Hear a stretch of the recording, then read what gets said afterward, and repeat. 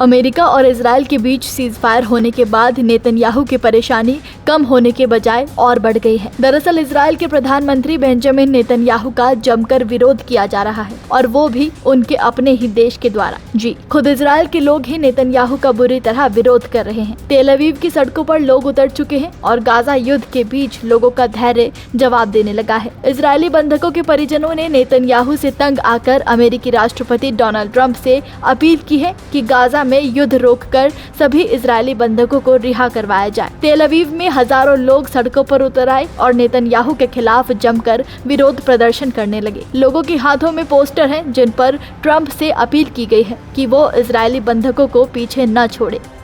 वहीं एक बंधक के पिता ने ट्रंप के लिए लिखा, आपने जनवरी में एक बार मदद की थी, अब एक बार फिर अपना वादा निभाएं। गाजा में फंसे हमारे बेटे बेटियों को बचाएं। ये युद्ध अब रुकना चाहिए। हमारे परिजनों को कृपया बचाइए, भूलिए मत।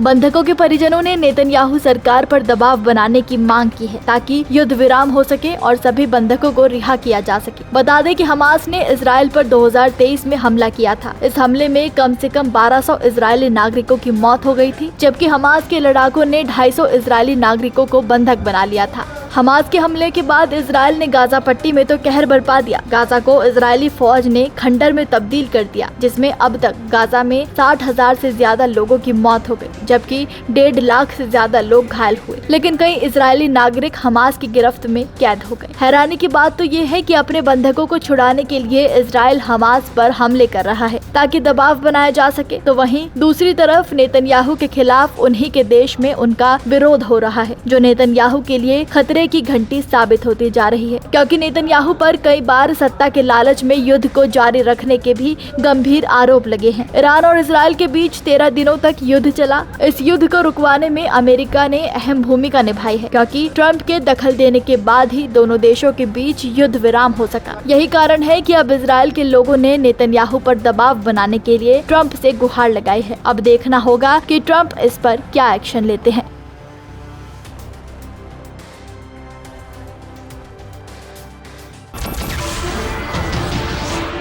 नमस्कार, मैं हूं मानक गुप्ता। अगर आपको हमारा ये वीडियो पसंद आया हो तो इसे लाइक और शेयर जरूर करें, और हाँ, हमें सब्सक्राइब और फॉलो करना ना भूलें ताकि आप देश और दुनिया की कोई खबर मिस ना करें। तो जुड़े रहिए हमारे साथ और देखते रहिए News 24।